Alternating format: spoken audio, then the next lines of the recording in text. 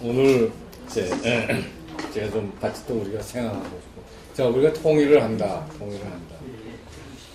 통일을 해서 한반도 전체를 끌고 나갈 수 있는 그런 어떤 나라를 만들려면은 제일 중요한 게 그 나라가 올바른 사상 위에 서 있어야 돼요. 인간은 동물과 다른 것은 인간은 사상을 가지고 있어요. 올바른 사상을 가질 때 올바른 역사를 만들어낼 수 있어요. 그래서 이렇게 지금 한반도를 이렇게 볼 적에 두 가지 사상의 싸움이 지금 일어나고 있어요. 두 가지 사상이 일어나고 있는 한반도에서. 첫째는 남과 북에서는 남과 북 사이에서 어떤 사상적 대립이 있냐면 자유주의와 전체주의가 싸우고 있습니다.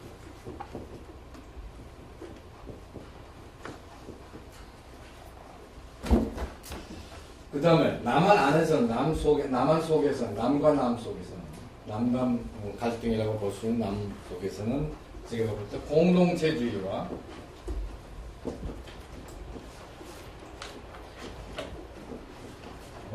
소위 분열주의가 싸움하고 있다. 분열주의라고 할까 혹은 붕당주의라고도 할 수 있고 이렇게 큰 두 가지 사상전이 일어나고 있다. 한반도에서 우선 자유주의와 전체주의와의 싸움입니다. 남한은 개인의 자유를 기초로 해서 사회를 만드는 것이 개인의 행복이고 국가 발전이 된다라고 믿는 사람들이 만든 나라입니다. 그런데 북한은 전체주의입니다. 개인이 중요한 것이 전체입니다. 이게 수령 독재주의입니다.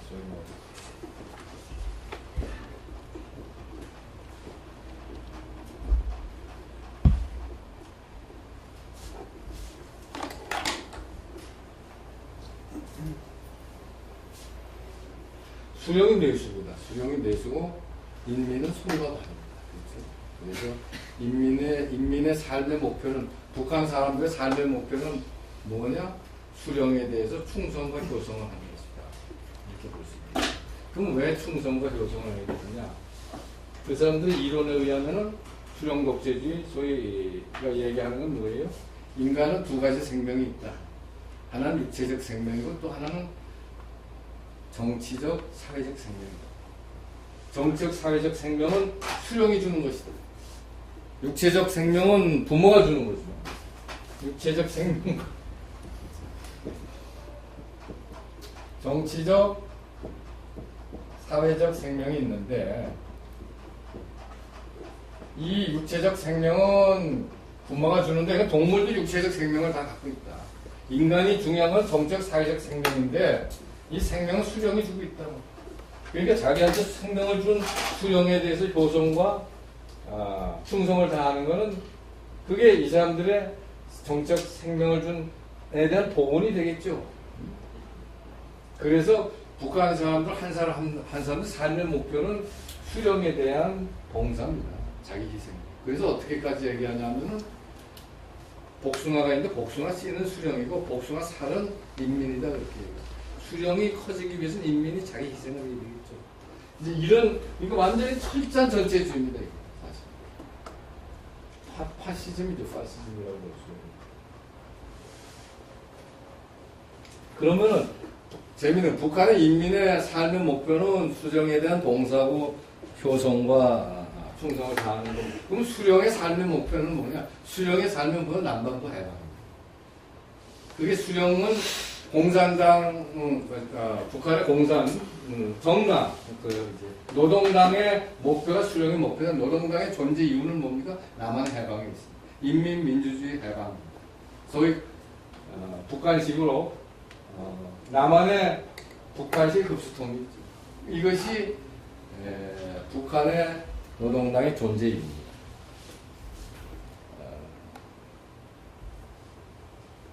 그래서 수령은 남한의 해방의 목표고 해방은 두 가지 형태로 나타납니다. 반미와 한국의 자본과 계급에 대한 타도로 나타나겠죠. 이 두 가지가 이 사람들이 생각하는 해방이고 그리고 인민은 수령에 대한 충성.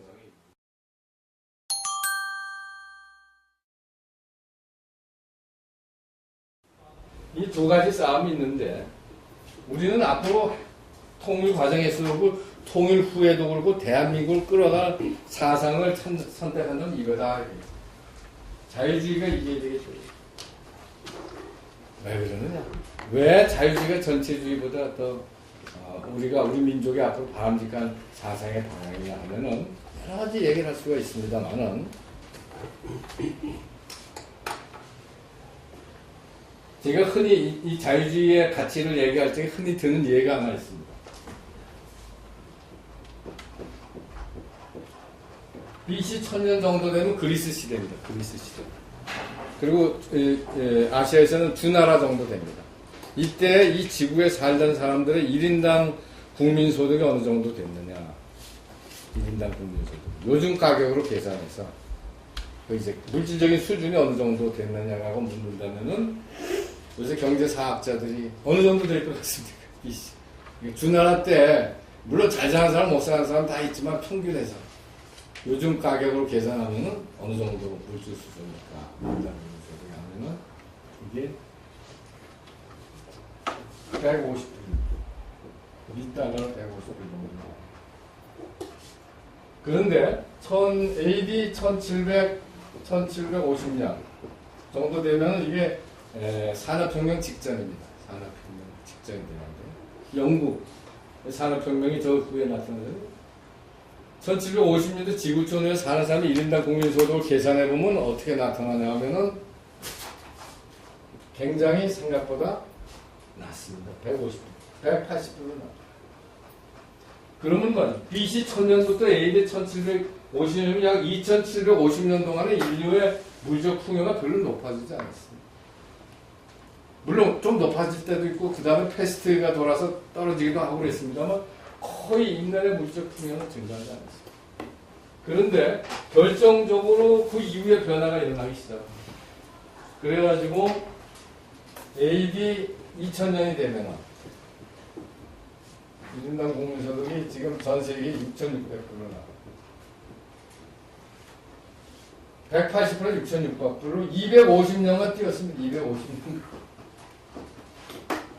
이게 한 2750년간 거의 변화가 없다가 이렇게 뜬 거예요. 그러니까 그걸 그래프로 그린 거 보면요. 이렇게 돼요. 인류가 오랫동안 가난하게 살다가 최근에 와서 이렇게 됩니다.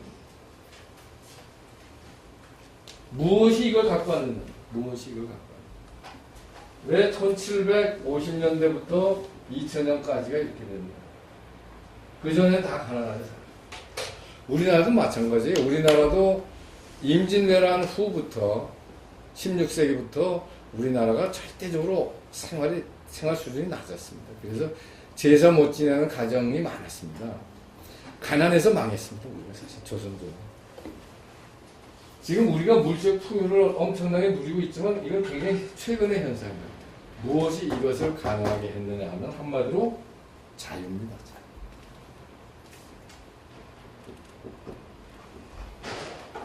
무슨 시장의 자유입니다. 시장의 자유. 옛날에는 경제활동을 동네에서밖에 못했어요. 이걸 그래서 나라로 그 다음에 나라를 넘어서 세계로 하는 시장의 끊임없이 확대되면서 시장의 자유가 소위 말해서 분업의 정도를 높이고 그것이 생산성을 엄청나게 높였습니다. 시장. 그 다음에 정치적인 자유가 사소유권을 보장하기 시작합니다.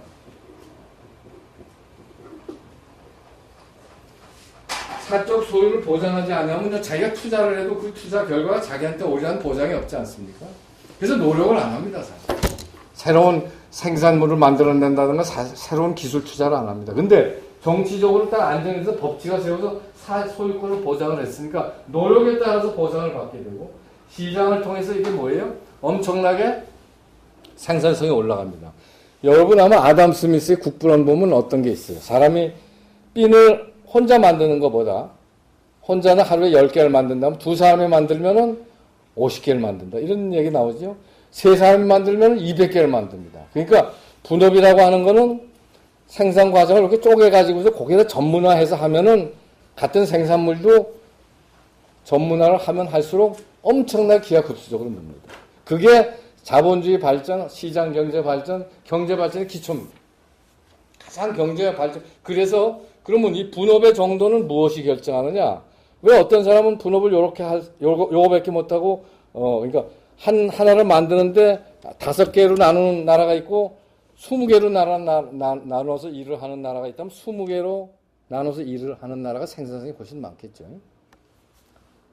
그래서 이 분업이 고도화될수록 생산성이 높은데 그럼 분업의 크기는 누가 결정하느냐? 분업의 크기는 시장의 크기가 결정합니다. 시장이 크면은 엄청나게 세분화해서 분업할 수 있고 그래서 생산성을 띄는 겁니다.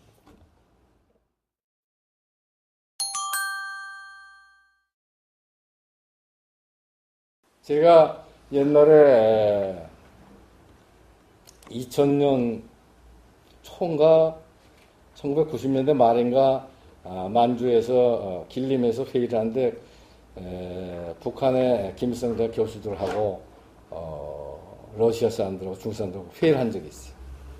경리.